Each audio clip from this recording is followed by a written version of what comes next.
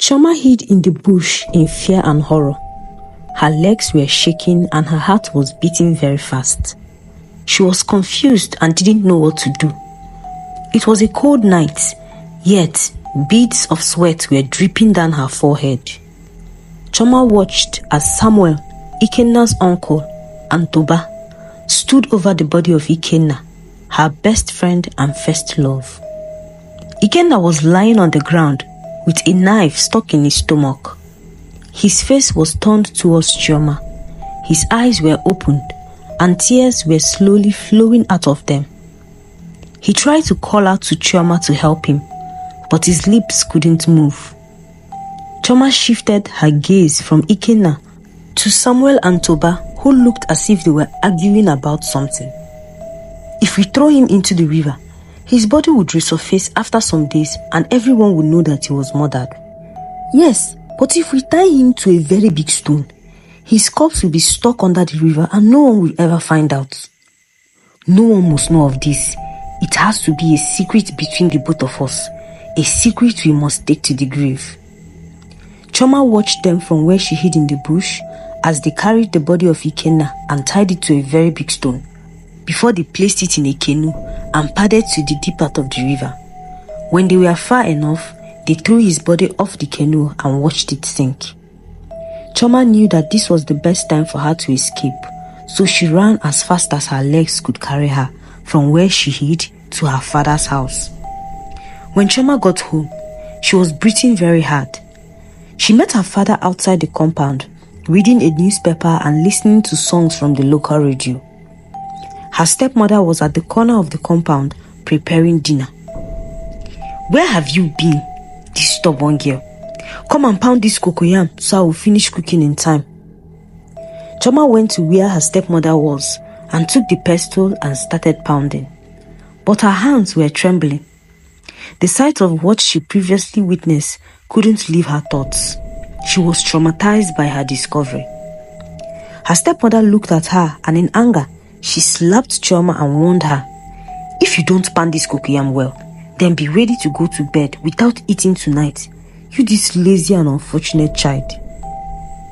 Chioma tried her best to lift the pestle up and started pounding the cocoyam because she didn't want to go to bed hungry. But as she was pounding the cocoyam, she heard the voices of Mr. Samuel and Mr. Toba, the two men she had caught earlier, throwing her best and only friend into the river. Chioma became more scared and terrified because she felt those two men had seen her in the bush and came to kill her too. She started sweating and began to panic. "Chi Chi," Mr. Samuel said, as he was fond of calling her.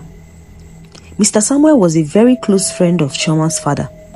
He was a teacher in the community primary school where Chioma and the other children in the village attended, so everyone respected him. While Mr. Toba was a butcher who sells meat in the market and was also a very close friend of Chioma's father, who was a hunter. Mr. Toba often helped Chioma's father to sell his meat at the market for a very good price. Good evening, sir," Chioma stammered, her hands shaking. Mr. Samuel patted Chioma on her back and asked her to be a good girl and an obedient daughter.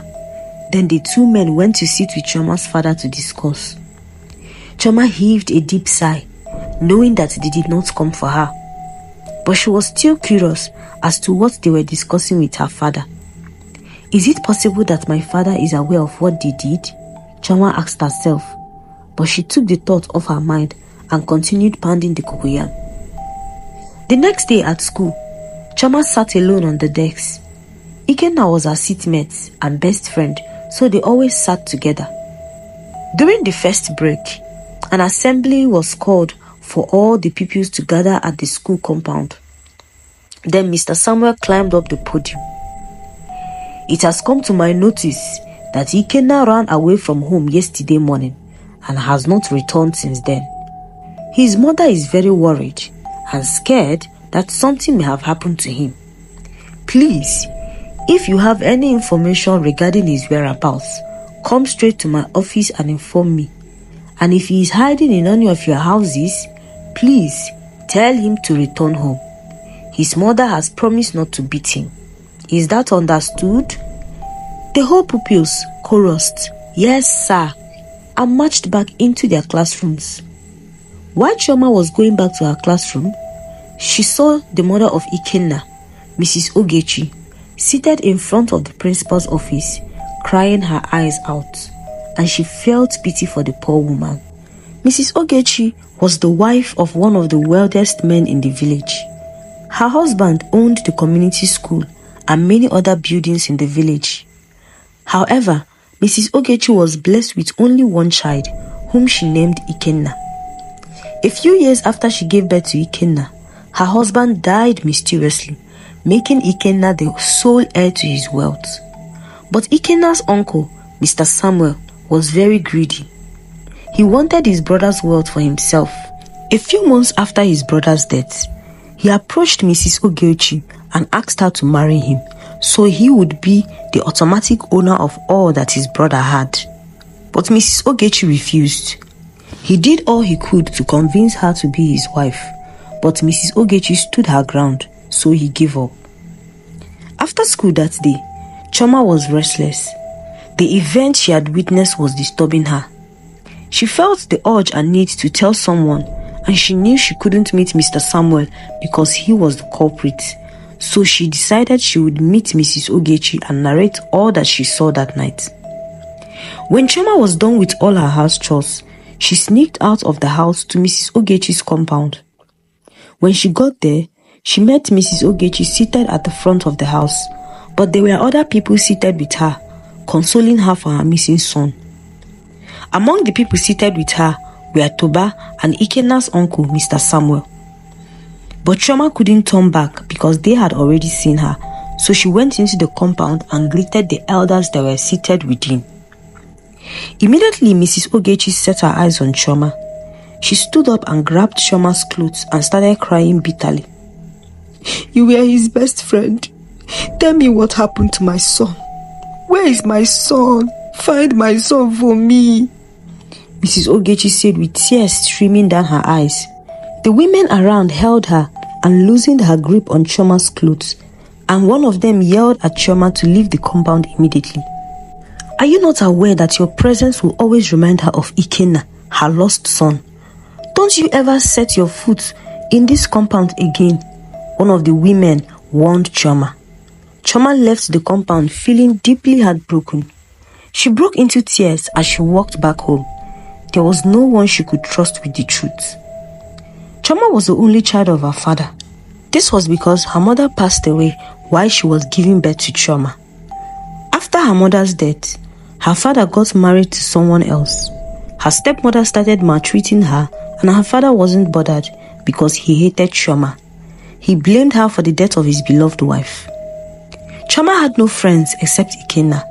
They were very close, and she could tell Ikenna everything about herself.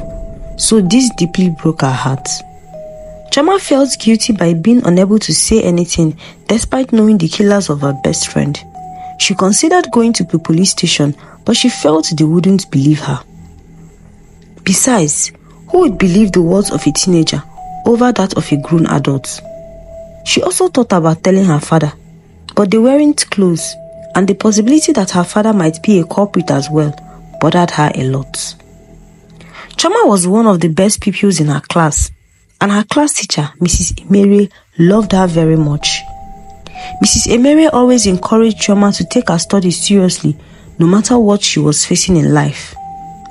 As Chioma was walking home, she saw Mrs. Emere coming from the opposite direction. She quickly cleaned her tears and greeted Mrs. Emere. Mrs. Emere looked at her with a smile and asked her how she was doing. "I'm doing fine," Chioma lied, but deep within her, she needed someone she could trust with the truth. When Mrs. Emere walked past, Chioma began contemplating whether to tell Mrs. Emere about what she saw that night, but she wasn't sure if she could trust her. The next day at school was the general test for the class. Chioma couldn't read because her heart was disturbed. After they had finished the test, her performance was very poor. Mrs. Emere noticed this and knew that something must be wrong with Chioma. Chioma was always top of the class, followed by Ikenna. So it came as a surprise that she scored just 1 mark out of 20 marks. After school that day, Mrs. Emerie asked Chioma to stay back when the other children had gone home. She sat alone with Chioma and asked her like a mother, "Chioma, what is wrong? You did very badly in your test. What is the matter?" Chioma wanted to lie at first, but she looked at Mrs. Emerie's face and saw how concerned she was. "You can trust me, Chioma. I hope you know that," Mrs. Emerie assured her. After contemplating for a while, Chioma excused herself and went to close the door to the classroom. Then she drew closer to Mrs. Emerie and said, "I know what happened to my best friend Ikenna. I know the people that killed him. I witnessed his death with my 2 eyes." Mrs. Emerie was shocked at first. She felt Chioma was joking or trying to play a prank on her. But she instantly believed Chioma when she started weeping seriously. She patted Chioma on the back and asked her, "How?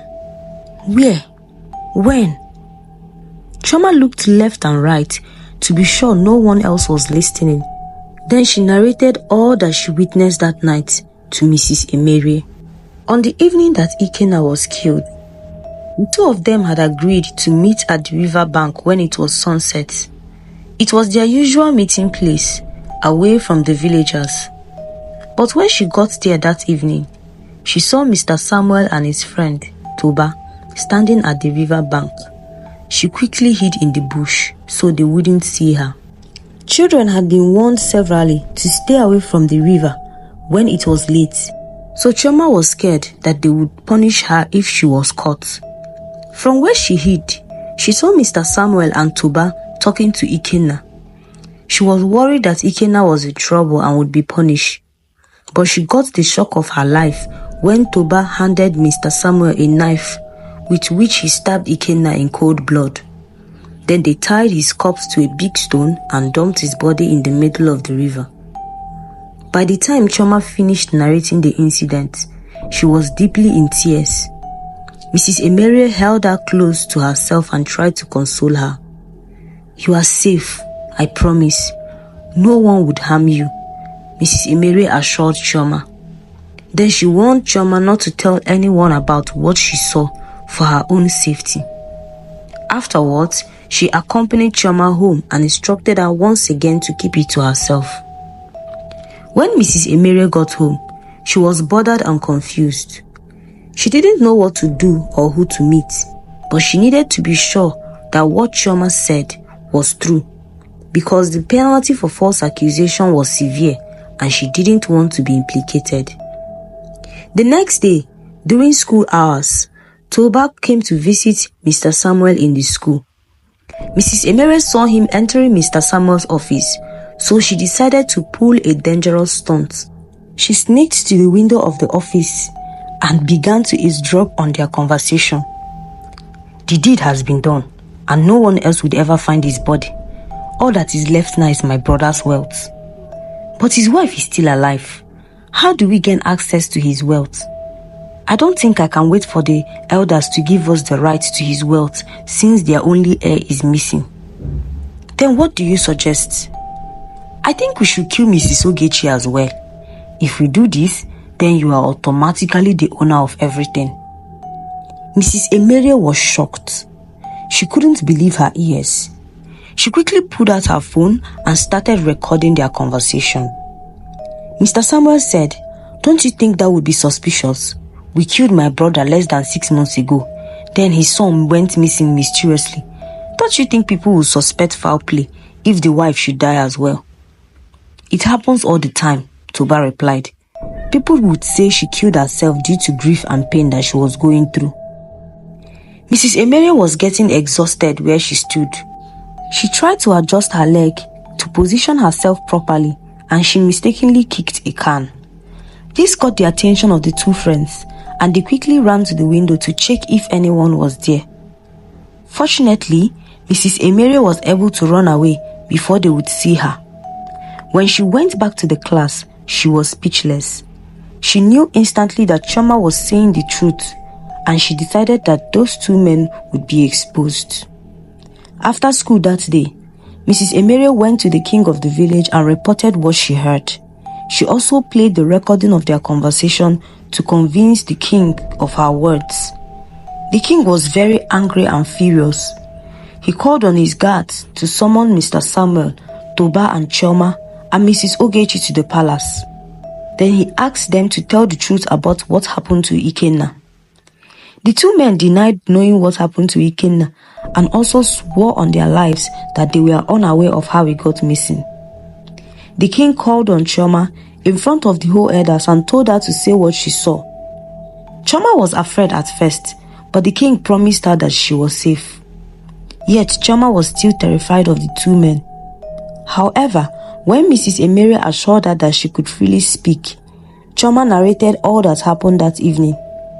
The two men were shocked to hear all that Chioma said, yet they still denied her words. To prove her words right, the king sent some fishermen to the river with Chioma and asked her to show them where exactly they dumped Ikenna's corpse.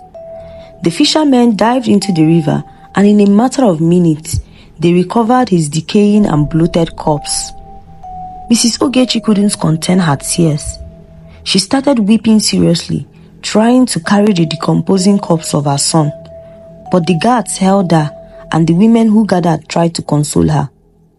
Mr. Samuel and Toba were arrested for their crimes, and they confessed to killing Ikenna's father and the son just to inherit his wealth.